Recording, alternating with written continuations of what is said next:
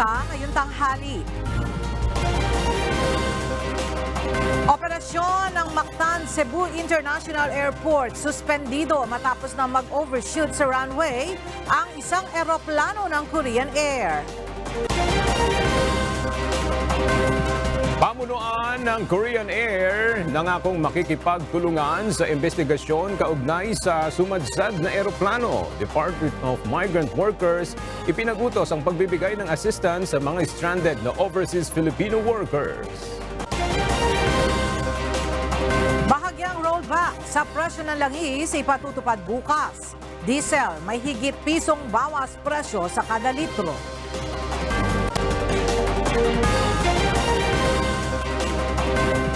Pwersa ng pambansang pulisya naka-full alert status ngayong long holiday. Pagbibigay seguridad sa mga matataong lugar, pinaghahandaan na.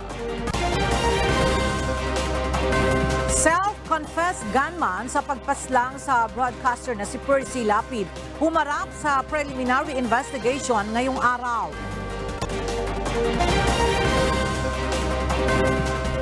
At first major solo concert sa Araneta Coliseum ng bandang The Ones naging matagumpay. Mga fans dumagsa. Magandang tanghali mga kasangbahay. Ngayon po ay araw ng Lunes, October 24, 2022. At una sa mga balita ngayong tanghali. Pansamantalang suspendido ang operasyon ngayong araw ng Mactan Cebu International Airport matapos na mag-overshoot ang isang eroplano sa runway ng paliparan. Sa ngayon ay sinusubukan pa rin ng mga otoridad na alisin ang eroplanong sumadsad sa runway. At mula sa Cebu, makibalita tayo kay Gladys Toabi live. Gladys, ano ang nakikitang dahilan ng mga otoridad bakit nag-overshoot itong eroplano ng Korean Air flight? Mayong Utuela, sa official Facebook page post ng Korean Air, sama ng panahon ang itinuturong sanhi ng insidente. Ang eroplano nag-overshoot kagabi ay ang Korean Air KE-631 na mula Incheon Airport, South Korea. Ayon kay Lapu-Lapu City Disaster Risk Reduction and Management Chief Nadja Baniasha, ligtas at walang nasaktan sa 162 passengers at 11 crews na sakay ng eroplano. Ang mga ito ay agad na dinala sa Mactan Cebu International Airport Terminal 2 para sa medical evaluation. Sa kasalukuyan, nagsasagawa ng Unified Operations Assessment ng MCIA, GMR Megawide Cebu Airport Corporation at ang Civil Aviation Authority. Suspendido muna ang operasyon ng MCIA at pansamantala ring isinara ang runway ng naturang airport. Kaya wala munang flights na papayagang mag-depart o mag-land dito. Ang ilang mga biyahe ay diverted na habang ang ilan naman ay kanselado muna. Yan muna ang ating latest. Gikan diri sa Lapu-Lapu City, Cebu. Balik sa iyo dyan, Ella. Gladys, kailan tinatayang maalis yung eroplano na nasa runway? Sa management ng Mactan Cebu International Airport, target nila na makuha itong eroplano na sumadsad dito sa Mactan Cebu International Airport by 12 midnight upang makabiyahe na ulit ang mga eroplano o iba pang mga scheduled flights dito sa naturang airport. At paano yung may mga flight, Gladys, yung mga naghihintay dyan, maaari ba nilang i-refund or i-rebook na lamang? Ayon sa mga nakausap nating stranded passengers dito sa airport, ay nakipag-coordinate na sa kanila ang mga airlines upang i-reschedule kumbaga ang kanilang mga scheduled flight na naantala dahil nga sa naturang insidente. Alright, maraming salamat Gladys Toabi live na nag-uulat mula sa Mactan, Cebu. Nangako ang pamunuan ng Korean Air na makikipagtulungan sa isa sa gawang investigasyon matapos na mag-overshoot ang isa sa kanilang aircraft sa runway ng Mactan Cebu International Airport kagabi. Sa pahayag na inilabas ng Korean Air, sinabi nito na magsasagawa sila ng malalimang investigasyon kaugnay sa nangyaring insidente at humihingi ng paumanhin sa abala na idinulot nito sa mga pasahero. Sa kabila ng pangyayari, sinabi ng Korean Air na prioridad pa rin nila ang kaligtasan ng mga pasahero at nangakong sisikapin na hindi na muling mauulit ang pangyayari. Ipinag-utos ni Department of Migrant Workers Secretary Susan Tutz Ople ang pagbibigay ng assistance sa mga overseas Filipino workers na maaaring na-stranded at naapektuhan ng nangyaring flight cancellation matapos na mag-overshoot ang isang eroplano sa Mactan, Cebu International Airport. At mula sa Quezon City, may report si Janice Inhente live.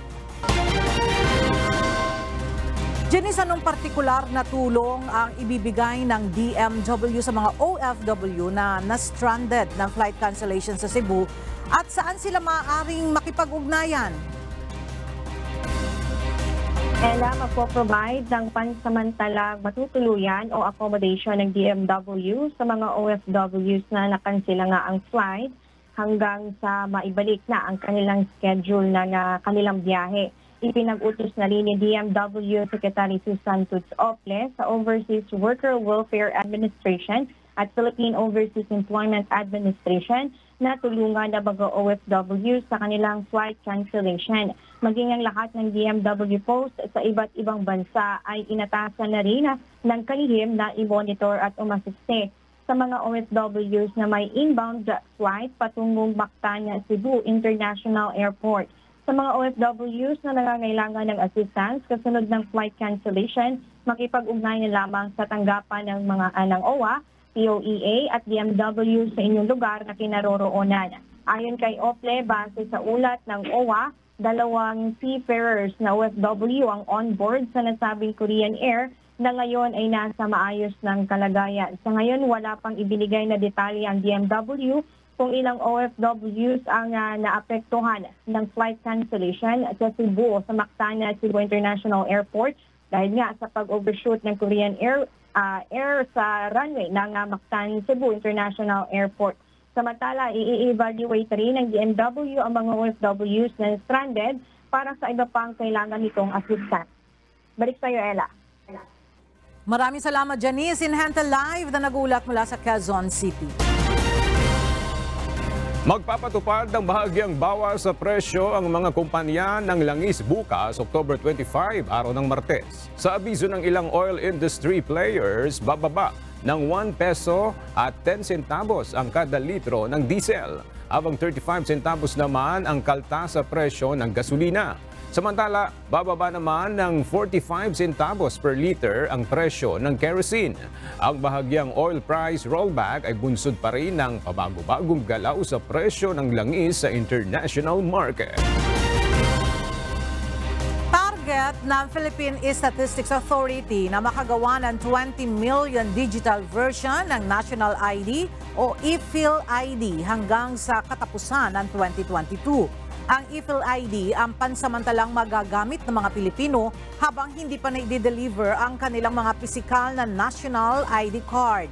Ang detalye sa ulat ni JP Nunez. Mag-i-issue na ang Philippine Statistics Authority ng digital version ng National ID na tatawaging ePhilID. Kumpara sa pisikal na ID cards, ang ePhilID ay maaaring i-print sa isang piraso ng papel mula sa mga opisyal na registration center ng PhilSys. Ayon sa PSA, tulad ng mga national ID cards, mayroon din itong parehas na impormasyon ng holder nito, litrato at security features, partikular na ang QR code upang hindi basta mapepeke. Inilunsad ng PSA ang ePhilID upang punan ang kakulangan sa national ID cards na nagkakaroon ng pagbagal ngayon sa produksyon. When we started, we had a slow start and that really built up the backlog. So we're still processing the backlog right now. We expect that in maybe an additional 4 months' time, we will have removed that backlog. Mula sa higit 74 million na mga Pilipino na nakatapos ng registration ng National ID, higit 22 million pa lang sa mga ito ang nabigyan na ng ID card habang ang iba ay nakatakda pa lang ipadala ang kanilang National ID. Ang ePhilID ay naglalayong punan ang kakulangan sa target na 50 million credentials ng National ID na maibibigay sa mga Pilipino bago ang katapusan ng kasalukuyang taon. Ayon sa PSA, mandato ng pamahalaan na agad nang magamit ng mga Pilipino ang National ID upang makakuha ng mga benepisyo mula sa pamahalaan at magamit din sa iba pang opisyal na transaksyon.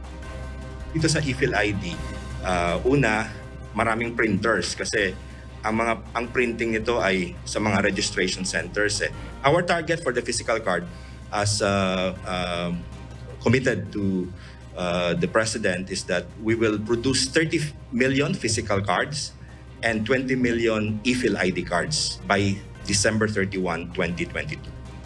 Habang hindi pa naipadadala ang National ID Card, maaaring i-check ng mga nakatapos ng rehistro sa Philippine Identification System ang link mula sa PSA upang makita kung mayroon na silang PhilSys number. Kapag lumabas sa link na mayroon ng PhilSys number, maaari nang magpunta sa mga registration center ng PhilSys upang ipaprint ang opisyal na kopya ng e-Phil ID. Kinakailangan lamang maipakita ang transaction number na naibigay mula sa Step 2 registration para sa verification. Samantala, tiniyak naman ng PSA na makatatanggap pa rin ng pisikal na National ID Card ang mga mai-issuehan ng e-Phil ID. Sinisikap na rin ng ahensya na kausapin ang mga ahensya ng gobyerno at pribadong sektor ukol sa pagtanggap ng e-Phil ID sa kanilang mga opisina. JP Nunez, UNTV, News and Rescue. Diyos ang aming sandigan, serbisyo publiko ang aming pinahahalagahan.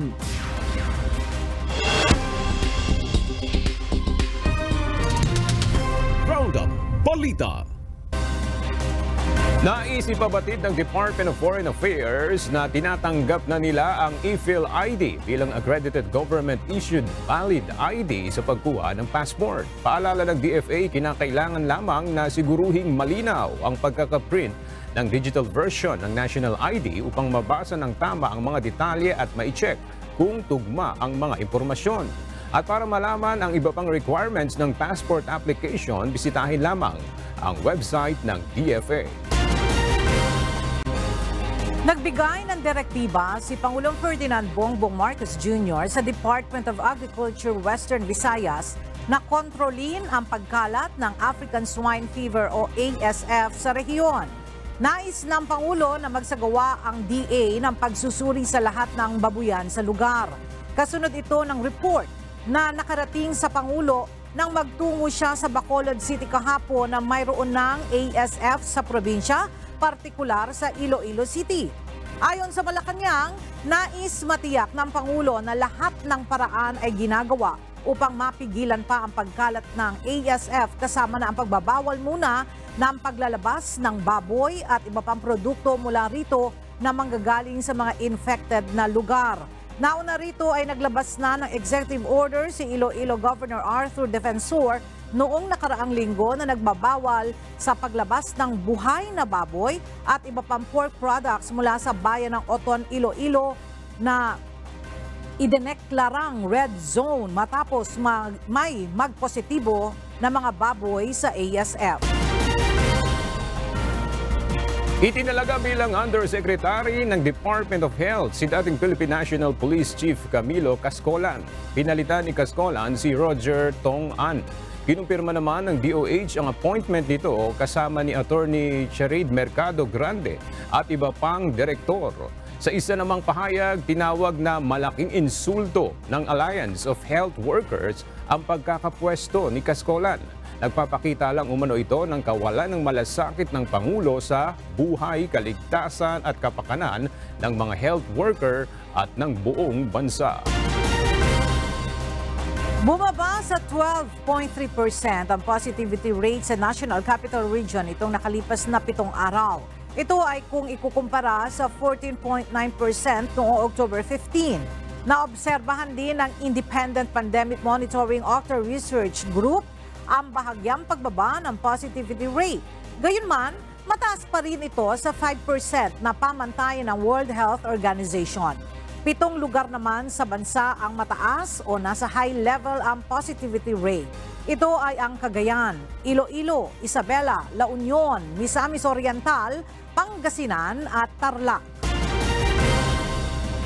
Apinado ang Land Transportation Office na may nakalulusot pa ring mga fixer sa kanilang mga tanggapan.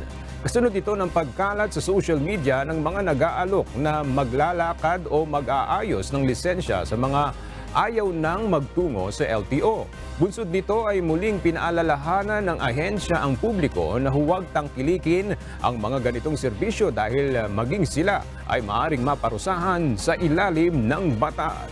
Itataas sa full alert status ng Philippine National Police ang puwersa ng pambansang pulisya sa buong bansa bilang paghahanda ngayong darating na long holiday. Ito'y para tiyakin ang pagbibigay ng seguridad sa mga magbabakasyon at uuwi sa kani-kanilang lalawigan ngayong undas. Mula sa Camp Crame, may report si Lea Ilagan live. Lea, ilan bang mga pulis ang i-deploy ngayong darating na long holiday at saan-saan sila pupwesto? Nasa 25 to 26,000 na police nationwide ang i-deploy ng Philippine National Police ngayong long weekends. Bukod dyan, sa mga sementeryo, ipupwesto din aga ang mga ito sa mga matataong lugar gaya na lamang sa mga bus terminals, seaports, airports, pamilihan, malls at maging sa mga pasyalan. Ayon kay PNP Chief General Rodolfo Osorio Jr., layo nito na hindi makapanamantala ang mga masasamang loob na dadagsa sa ganyang panahon.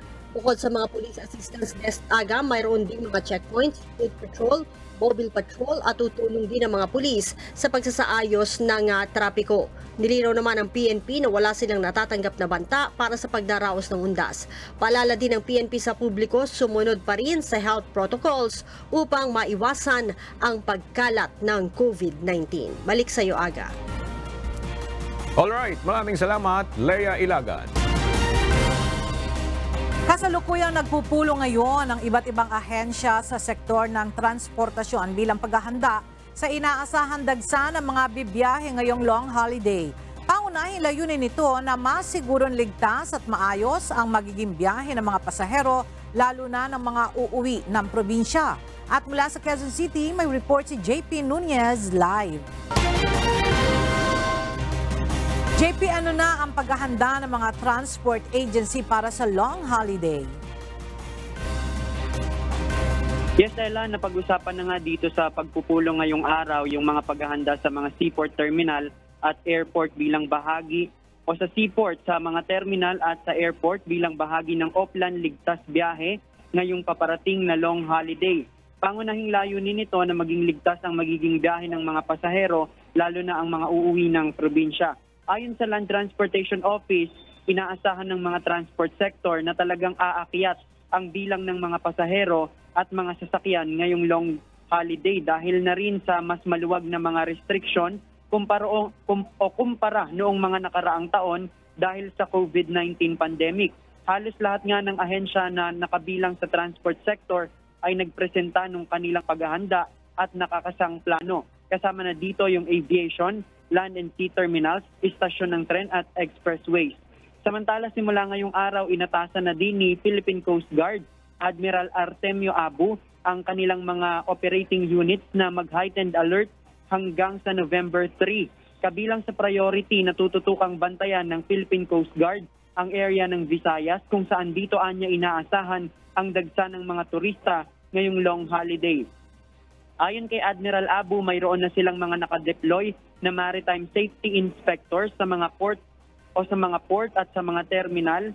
Gayon din ang mga maritime patrol teams at standby deployable group upang agad na makapagsagawa ng search and rescue mission kung may insidente sa karagatan. Sa ngayon, Ella, merong ongoing pa na presto na taalamin natin yung mga specific na detalye kung paano pinaghahandaan ng mga transport sector ito nga paparating na long holiday para maging ligtas sa mga babiyahe nating mga kababayan. Yan muna ang ating latest live mula dito sa Quezon City. Balik sa iyo, Ella. JP, magkakaroon din ba ng complaint desk itong transport agency para doon sa may mga gustong magreklamo kung halimbawang magkaroon man ng aberya? Yes, Ella, dun sa kabuuan ng lahat ng transport agency, aalamin natin kung merong itatalagang mga complaint desk dun sa mga terminal o sa seaport. Pero dun sa mga nauna nating natanong, kagaya ng PITX or yung Parañaque Integrated Terminal Exchange, nauna na silang nagsabi na maglalagay nga ng mga complaint desk at assistance desk din para matulungan yung ating mga kababayan at mapadali yung kanilang pagbiyahe lalo na ngayon na inaasahan na mas magiging marami yung mga dadagsang pasahero sa mga terminal. Ella? Alright, maraming salamat JP Nunez, live na nagulat mula sa Quezon City. Naka-restrictive custody na sa Regional Headquarters Support Unit ang 11 pulis na isinasangkot sa pagkawala ng 4 na sabungero sa Cavite. Sa inilabas na pahayag ni NCRPO Director Police Brigadier General Jonel Estomo, inalis na sa pwesto ang 11 pulis matapos na sampahan ng kasong kidnapping, serious illegal detention at violation of the Anti-Enforced or Involuntary Disappearance Act ng NBI.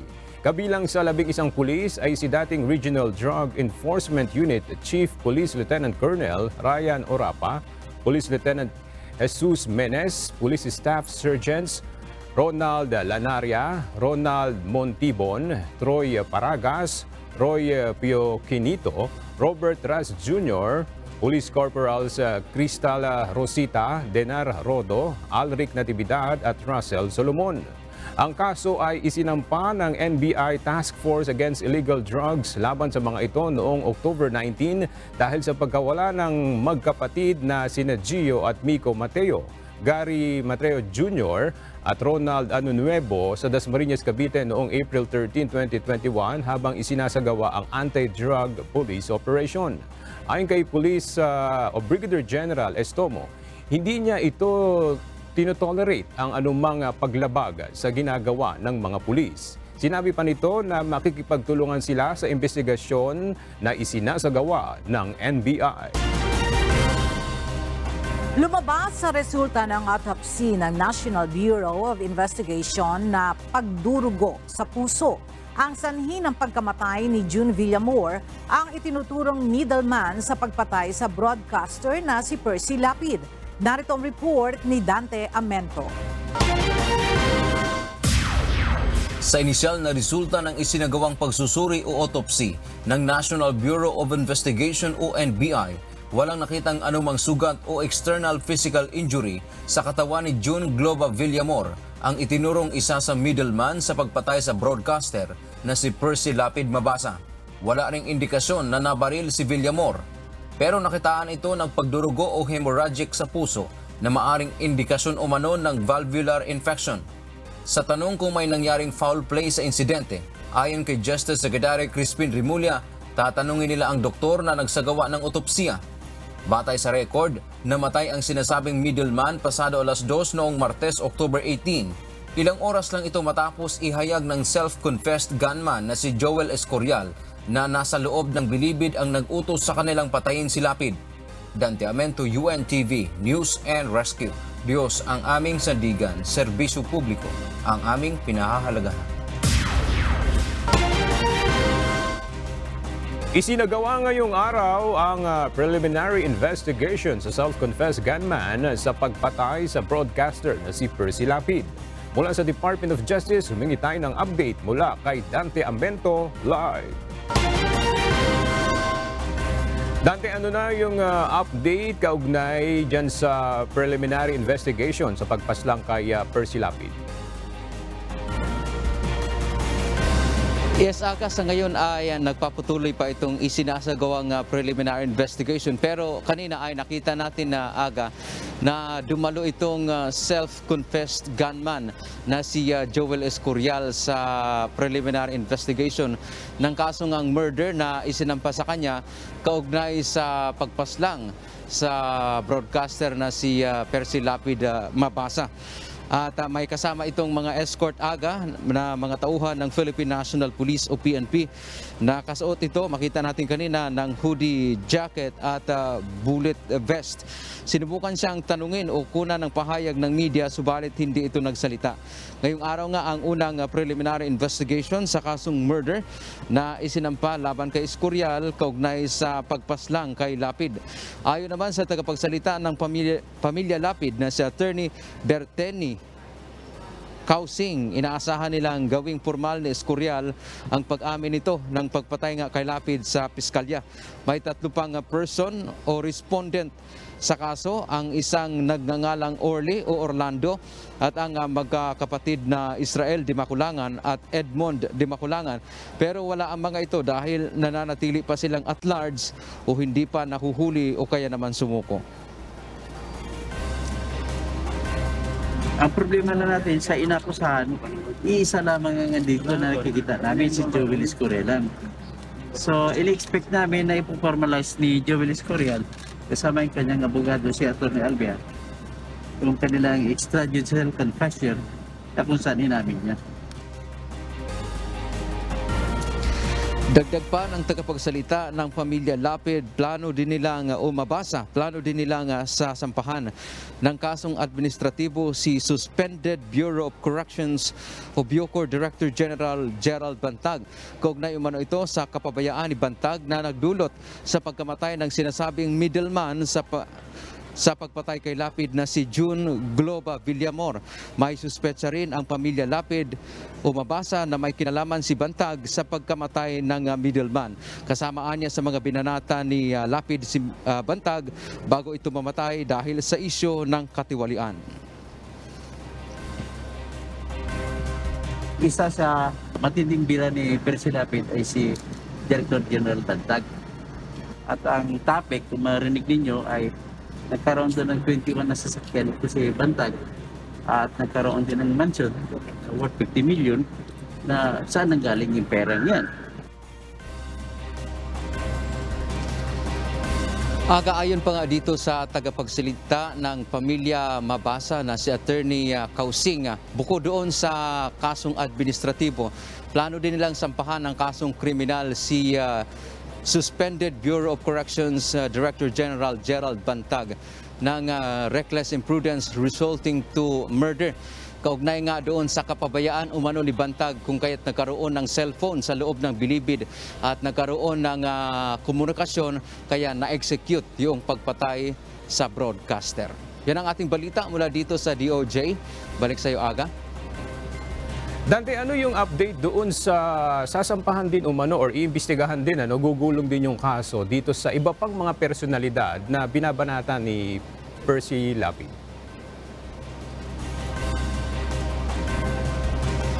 Yes, Aga, sa ngayon hindi pa tayo nakakuha ng impormasyon hinggil dyan sa issue na yan. Pero susubukan nating kunin ang pahayag ng Department of Justice o kaya ni Justice Secretary Crispin Remulla regarding sa bagay na yan, Aga. Dito sa preliminary investigation, Dante, sino pa yung presente diyan sa investigasyon na yan? Nandiyan ba yung miyembro ng pamilya ni Percy Lapid Mabasa? Yes, Aga, ang nakita lang natin kanina si Joel Escorial. Ito yung respondent. Ito yung sinampahan nga ng kasong murder sa piskalya. At wala tayo nakita kanina ng miyembro ng pamilya Lapid o Mabasa, kundi yung kanila lamang tagapagsalita na si Attorney Bertini Kausing. Yun lang yung so far yung ating mga nakita at mga escort din nitong si Joel Escorial na mga tauhan ng Philippine National Police. Aga. Alright, maraming salamat, Dante Amento. Sinuspinde na ng Commission on Elections ang paghahain ng Certificates of Candidacy para sa 2022 Barangay and Sangguniang Kabataan Elections matapos ang pagkakasabatas sa Republic Act 1-1935 na nagpapaliban sa nasabing halalan sa October 2023. Nakatakda ng idaos ang paghahain ng COC mula October 22 hanggang 29. Sinuspinde na rin ng COMELEC ang iba pang mga aktibidad sa ilalim ng Calendar of Activities ng BSKE, kabilang na ang pagpapatupad ng election gun ban.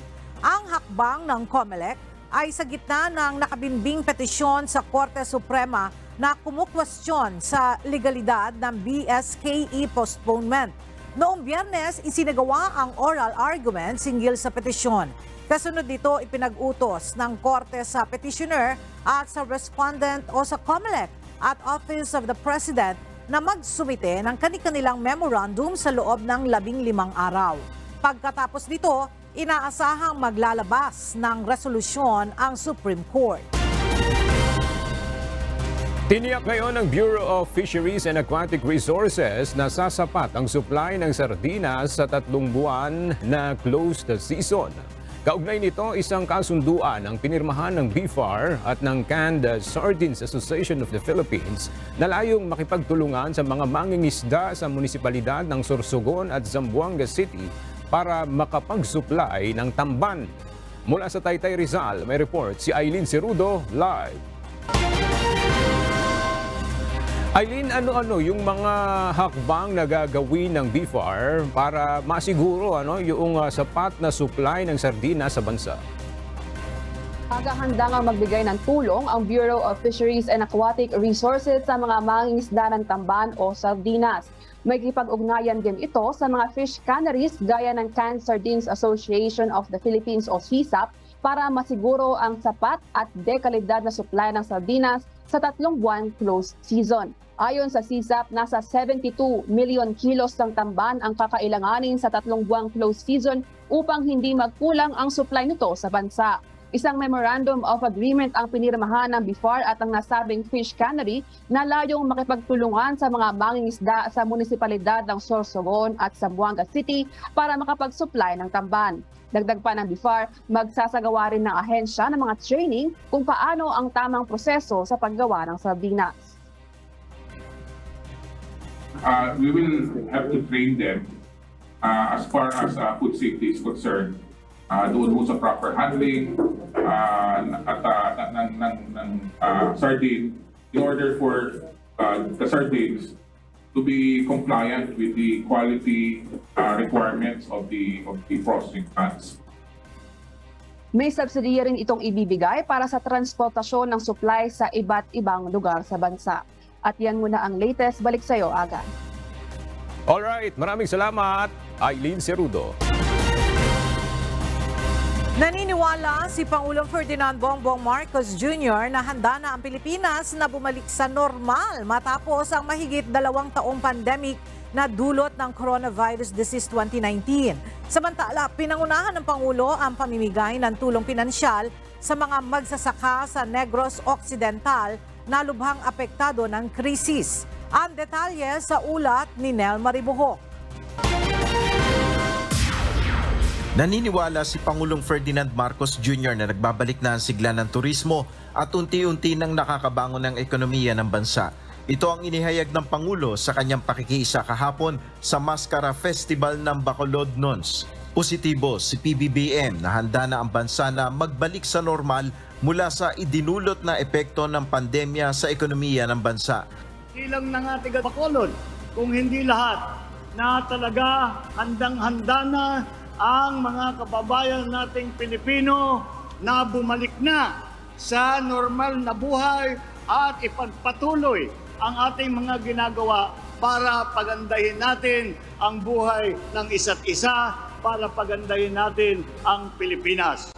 Pinangunahan rin ng punong ehekutibo ang pamamahagi ng tulong sa ilang individual at grupo ng mga magsasaka sa Negros Occidental. Nag-turnover ang Department of Agriculture ng Cheque na nagkakahalaga ng 88 million pesos sa siyam na farmer organizations. Namahagi rin ang Pangulo na siya rin kalihim ng DA ng palay seeds sa 100 magsasaka sa ilalim ng Rice Competitive Enhancement Fund. Namahagi rin ang Department of Social Welfare and Development ng tag 5,000 pesos na financial assistance sa 100 residente ng Bacolod City. Muling tiniyak ng Pangulo ang patuloy na tulong ng pamahalaan sa mga Pilipinong nangangailangan.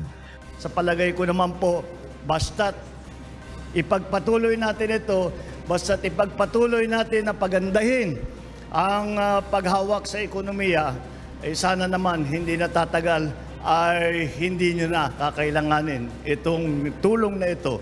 Ngunit habang hanggang kailangan ninyo, nandito kami. Nel Maribuhok, UNTV News and Rescue. Diyos ang aming sandigan, serbisyo publiko ang aming pinahalagahan. Nagbabala ang World Health Organization sa nakakasabang epekto ng kakulangan sa physical activity. Ayon sa datos ng WHO, pumapangalawa ang Pilipinas sa South Korea sa may pinakamaraming physically inactive na kabataan. Ito ay dahil umano sa pagkakahumaling ng mga bata sa gadgets. Narito ang report ni Aileen Cerudo. Nasa 81% ng mga adolescents o mga kabataan edad 10 to 17 years old ang kulang sa pag-ensayo of physical activity. Ayon sa World Health Organization, isa sa mga epekto ng physical inactivity ang pagtaas ng posibilidad na magkaroon ng cancer, sakit sa puso, stroke at diabetes. Base sa datos ng WHO, 20 to 30% ang itinaas ng risk ng pagkakaroon ng sakit dahil sa kulangan ng physical activity. Sa taong 2019 sa Pilipinas, nasa 93.4% sa mga kabataan ang physically inactive, pumapangalawa sa South Korea. Ang madalas na paggamit ng mobile phones, kakulangan ng public spaces at ang poor urban at transport planning ang mga pangunahing dahilan kung kaya't maraming kabataan sa Pilipinas ay physically inactive. Iginiit ng World Health Organization ang kahalagahan ng pag-ehersisyo. Isa sa mga ito ang pag-iwas ng mga non-communicable diseases gaya ng diabetes at sakit sa puso. Nakakatulong din ito laban sa depression at anxiety. Napapalakas din ito ang talas ng pag-iisip, pagkatuto at judgment skills. Nakakatulong ito sa paglaki ng mga kabataan at overall well-being ng isang individual. Dagdag pa ng WHO para sa mga edad 5 to 17 years old, dapat mayroon silang ehersisyo ng 1 oras sa isang linggo. Para naman sa edad 18 to 64 years old, 150 to 300 minutes ng moderate intensity aerobic physical activity ang kailangan sa isang linggo. Ilan sa mga aktibidad na makakatulong sa pagpapataas ng level ng physical activity ang paglalakad, cycling, jogging o sports. Makakatulong din ang pagsayaw at physical education subjects naman sa mga kabataan. Dagdag din sa physical activity ang active commuting. Nanawagan naman ang WHO sa bawat liderato sa lahat ng bansa na magkaroon ng mga pulisiya na makakahikayat sa mga mamamayan nitong mag-ehersisyo. Aileen Cerudo, UNTV News and Rescue. Diyos ang aming sandigan, serbisyo publiko ang aming pinahahalagahan. Isang bagong low-pressure area ang binabantayan ngayon ng Pag-asa na papalapit sa Mindanao. Huli itong namataan ng Pag-asa kaninang alas 4 ng umaga sa layong 790 kilometers sa silangan ng Hinatuan, Surigao del Sur. Sa ngayon, wala pa naman direktang epekto ang LPA sa kalupaan ng bansa. Ang nakakaapekto sa ngayon ay ang Intertropical Convergence Zone o ITCZ sa Palawan, Visayas at Mindanao. Nagdudulot ito ng katamtaman hanggang sa malakas na mga pag-ulan. Amihan naman ang nakakaapekto ngayon sa Northern Luzon na nakararanas ng maulap na kalangitan at pag-ulan. Nagbabala naman ang Pag-asa sa posibleng flash flood o landslide sa mga nabanggit na lugar.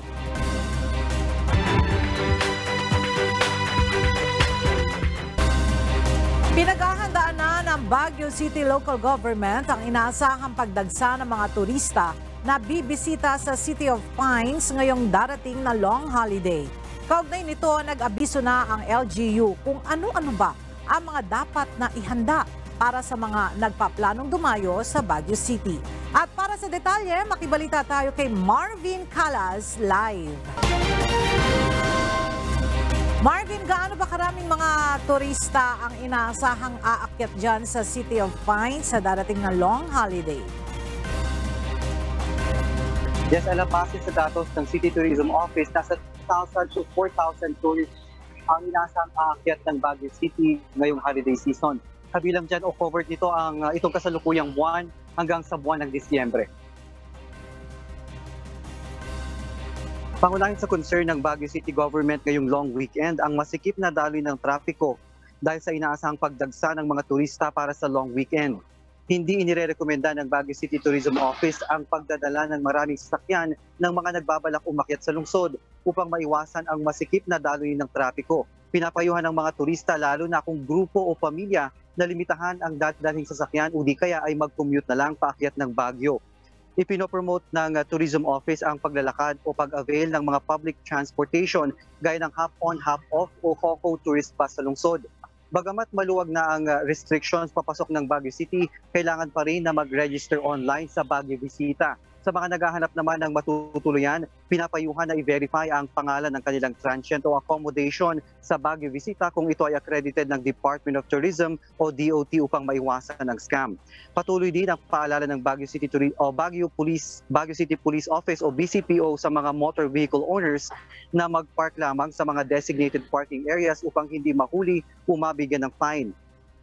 Higit 600 police personnel at mga force multipliers din ang i-deploy ng BCPO sa mga tourist destinations, bus terminals, private cemeteries, malls at public market upang masiguro ang seguridad ng publiko. Yan muna ang latest. Balik sa iyo, Ella. Marvin, kumusta naman ang klima dyan sa Baguio City? Yes, Ella, sa ngayon unti-unti nang nararamdaman yung amihan. Ang lamig ng panahon. Kaninang umaga nakapagtala dito ng nasa 17 degrees Celsius. At yung peak season natin, Ella, na talagang bumaba pa yung temperatura ay nasa part ng January to February. Ella. Alright, maraming salamat Marvin Calas, live na nagulat mula sa Baguio City. Bantay sarado ngayon ng Philippine Coast Guard ang protected area sa Kaliwa River Forest Reserve matapos matuklasan ang ginagawang illegal na aktibidad sa Lanatin River. Para sa detalye ng ulat, may report si Jenica Cruz live. Jenica, ano bang illegal na aktibidad ang natuklasan ng mga otoridad dyan sa Lanatin River? Yes, natuklasan nga dito ng Penro at ng PCG ang buhukay sa ilog ng Lanatin River ng isang private owner at gayon din ang paglalagay nila ng riprap. Ng Coast Guard ang Kaliwa River. Nasa Lanatin River kung saan natagpuan ang iligal tulad ng paghuhukay ng gamit ang bako. Binubuo ng 5 team ng PCG ang nagbabantay ngayon sa lugar matapos na mag-report ng Rizal Provincial Environment and Natural Resources o PENRO sa PCG hinggil sa nangyayaring paghuhukay at paglalagay ng riprap. Ayon sa PCG, walang permit sa anumang ahensya ng gobyerno ang nagpakilalang may-ari ng lugar na pawang mga foreign national. Ang current activity na ginagawa nila sa Lanatin River.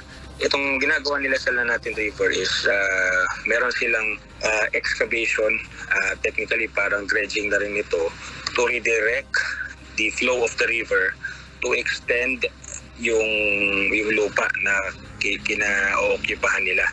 So at the same time, itong part ng Lanatin River na to is ginagawa nila ng riprap. Ang Watershed Forest Reserve ay sakma ng National Integrated Protected Area System. Ella, ayon sa PCG na ipadala na ng show cause order laban sa mag-asawang foreign national. Kaugnay nga sa kanilang illegal na aktibidad sa Lanatin River. At yan muna ang latest. Balik sa iyo, Ella. Maraming salamat, Jenica Cruz, live na nag-uulat mula sa Tanay, Rizal. Nagsasagawa ngayon ang trade fair sa isang mall sa Masbate kung saan tampok dito ang mga produktong gawa ng mga person deprived of liberty o PDL. Mula sa Masbate City, makibalita tayo kay Jerry Galicia live. Jerry, ano bang mga produktong gawa ng mga PDL dyan na tampok ngayon sa trade fair? Yes, Ella, mga handicrafts na gawa sa scrap materials ang pangkaraniwang binebenta sa isang linggong trade fair ng Bureau of Jail and Management and Penology o BJMP sa dalawang mall dito sa Masbate City. Mabibili sa murang halaga ang mga produkto sa trade fair gaya ng flower base na gawa sa used plastic bottle ng soft drinks na 80 pesos. Coin purse o pitaka na yari naman sa wrapper ng chichirya at sako na nagkakalaga ng 50 hanggang 130 pesos. Nandyan din ang fruit basket, 250, dampakanay vase, 300, painting, 300, alkansya at organizer, 150 pesos. Dishwashing liquid at ang made-to-order na galyon na gawa sa binilot na papel na 1,200 pesos. Ayon kay Kataingan District Jail Officer 1, Wenchi Barun Alicante, ang kikitain sa trade fair ay ibibigay sa mga PDL din para sa kanilang mga personal na pangangailangan. As of now, hanggang ngayon, naka-lockdown pa rin kami sa jail, kaya wala pong pumapasok na dalaw. So, para po mabawasan yung boredom nila, ito yung ginagawa nila. Hindi lang nakakapagbigay sa kanila financially, pati na rin yung mental health nila. So, nakakatulong ito para mabawasan yung pagkamis nila sa pamilya nila. Kailan malaking tulong sa mga PDL ang proyektong ito dahil may pinagkakabalan na sila at nakakaiwas sa stress, lalo na ngayon nasa pandemya pa din at hindi pa pinahihintulutan ang face-to-face na dalaw. Ang trade fair ng BJMP ay may temang tindahan ng pagbabago, tugang ko, tabang na, bakal na. Kalisabay sa pagdiriwang ng National Correctional Consciousness Week, tatagal hanggang October 30 ang trade fair ng BJMP. Kailan hinihikayat ng BJMP na sana isuportahan ng ating mga kabayan ang mga produkto ng kanilang mga PDL. Yan muna ang latest mula dito sa Masbate. Balik sa iyo, Ella. Jerry, ang gaganda ng mga produkto at gusto kong mag-avail. Paano ba ako makakabili nandito ako sa Manila? Pwede namang magmensahe sa Facebook page o sa social media ng BJMP Provincial Masbate para makabili tayo, makabil ng anumang items na gawa ng mga PDL. Ella. Okay. Maraming salamat, Jerry Galicia, live na nag-ulat mula sa Masbate City.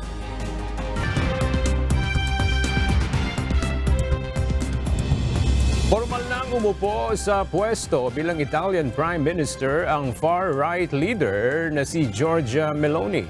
Siya ang unang woman Prime Minister ng Italy.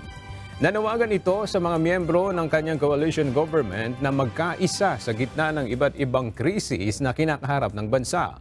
4 na linggo pagkatapos na manalo sa general elections, ang Brothers of Italy party nito, formal na humalili si Meloni kay outgoing Prime Minister Mario Draghi sa isang handover ceremony. Ang bagong pamahalaan ang pinaka-far-right sa Italy simula World War II. Sa gitna ito ng papataas na inflation at energy crisis na iniuugnay sa pag-atake ng Russia sa Ukraine. Naka-alerto ang Thailand Food and Drug Administration laban sa banta ng nakamamatay na cough syrup. Ito ay bagamat hindi naman iniaangkat ang inuugnay na produkto sa Thailand. Ang detalye sa ulat ni Dayan Tumasis. Naka-alerto at sinusubaybayan ng Thailand Food and Drug Administration o FDA ang 4 na Indian-made cough syrup pagkatapos makatanggap ng warning mula sa World Health Organization. Iniuugnay ang Indian-made cough syrup sa pagkamatay ng 165 mga bata sa Gambia at Indonesia na gawa ng Maiden Pharmaceutical Company ayon sa World Health Organization o WHO. Iniulat ng Gambian authorities noong early September ang dose-dosenang maliliit na mga bata na namatay dahil sa kidney failure noong buwan ng Hunyo hanggang Agosto bunsod ng nasabing cough syrup. Ayon sa pagsusuri, ang kemikal na diethylene glycol at ethylene glycol na natagpuan sa cough syrup ang sanhi ng pagkamatay ng 66 na mga bata. Nangyari ang pagkamatay sa loob ng ilang araw ng pagkonsumo ng gamot. Gayon din sa Indonesia, na ayon sa Indonesian Public Health Ministry, hindi bababa sa 79 na mga bata ang namatay matapos uminom ng mga cough syrup na gawa ng Maiden Pharmaceuticals. Ayon kay Dr. Surachok Tangwiwat, FDA Deputy Secretary General, maaaring magdulot ng kamatayan ang gamot dahil contaminated ng mga nabanggit na chemical. Kasama sa mga sintomas ang pananakit ng tiyan, pagsusuka, pagtatae, urinary incontinence, pananakit ng ulo, altered mental states at kidney failure. Kasabay nito, ipinagbabawal din ng WHO ang 4 na cold at cough products ng pharmaceutical company na Promethazine Oral Solution, Cofexmalin Baby Cough Syrup, Macof Baby Cough Syrup, at Magriff Cold Syrup. Ayon naman sa isang kababayang guro sa Thailand, kinakailangang dumaan sa pagsusuri ang lahat ng gamot na papasok sa bansa. Sa aking opinion, upang maiwasan na makapasok sa bansang Thailand ang deadly cough syrup, mula sa India ay una, magkaroon ng pagbabantay ang mga nakatalagang ahensya ng gobyerno sa larangan ng Food and Drug Administration.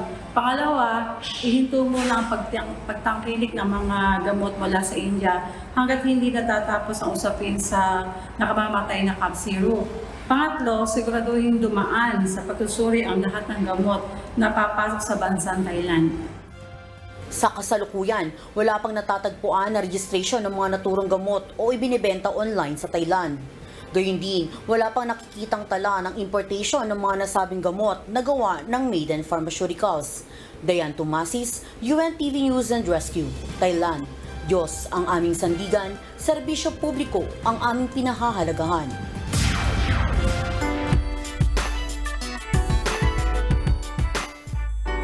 Dinagsa ng libo-libong fans ang first major solo concert ng grupong The Ones kagabi sa Araneta Coliseum. Nagpakilig din sa mga fans ang surprise guest sa concert. Alamin natin yan sa report ni Asher Cadapan Jr.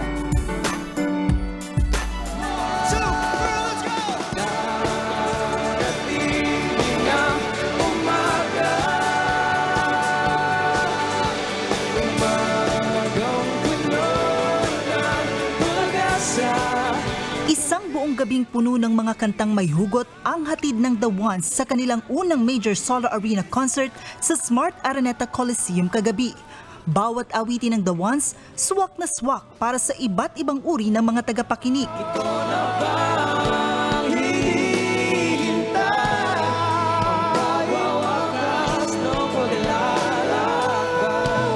Albert Dulo. Siyempre, galing ako sa breakup so yeah. Alam niya po. Kasi during pandemic, yun yung parang pwede mong paghugutan or parang hope na ibinigay. Yung hindi tayo pwede. Kasi may mga bagay na pag hindi talaga pwede, huwag na natin ipilit. Hindi naman po ako nakaka-relate, pero dahil po sa lyrics nila, talagang mapapa-emote ka. Kasi ang ganda po talaga. Lalong nagpakilig sa maraming fans ang special appearance at performance ni Asia songbird Regine Velasquez na inawit ang kanilang collaboration song na Istorya. Ayon sa The Ones, hindi nila inasahan ang dami ng mga nanood sa kanilang konsyerto at sa mainit na pagtanggap sa kanilang mga awitin. And now that it's finished, to be honest, my mind is still floating. I'm not even sure if it's parang tapos. Parang ganun, parang tapos na ba talaga? Oo. Yeah, I guess that's the hype. It's the adrenaline running. But right now, all I can say is just we're grateful. Actually po sobrang unexpected po talaga. Before po talaga nito mangyari, sobrang kabado po talaga kami. Parang nagkaka-anxiety pa kami. May manonood kaya sa amin, mapupuno kaya yan.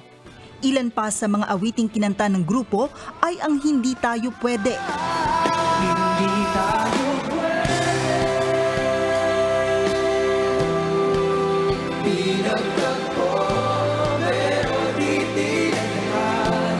Hatid.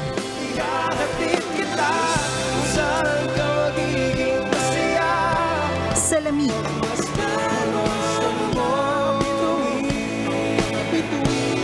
Sa'yo lang ako.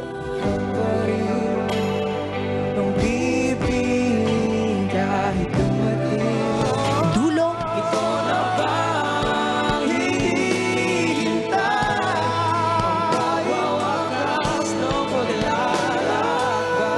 At sabi. Ako'y nasasabik na makita ka, mahakin ka. Plano pa nila Carl, Japs, Kael at RJ na sumulat ng mga awiting tatatak sa puso at isipan ng kanilang mga fans. You can't put me down, you can't push me around, you can't say all you want, but you'll never break it. Yes, I'll keep singing, I'll keep on believing. You can't bring me down. That's inside it. I'm so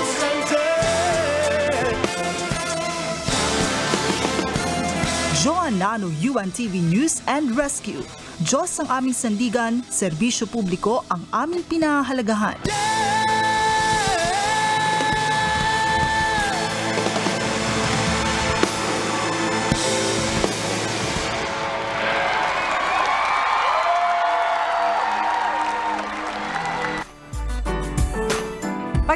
lamang po ang inyong napakinggan ay report po yan ni Joanne Nano. At congratulations, the ones. At sa ating pong iiwang mga salita ng Diyos na ating sandigan mula po sa Aklat ng Awit, Kapitulo 145, versikulo 16 na nagsasabi, iyong binubuksan ang iyong kamay at sinasapatan mo ang nasa ng bawat bagay na may buhay.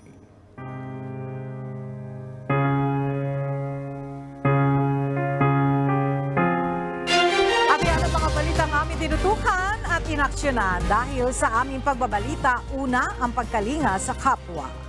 UNTVC News, may balita saan mang panig ng daigdig. At dito sa UNTV, Diyos ang aming sandigan, serbisyo publiko ang aming pinahahalagahan. Magandang tanghali at salamat sa Diyos.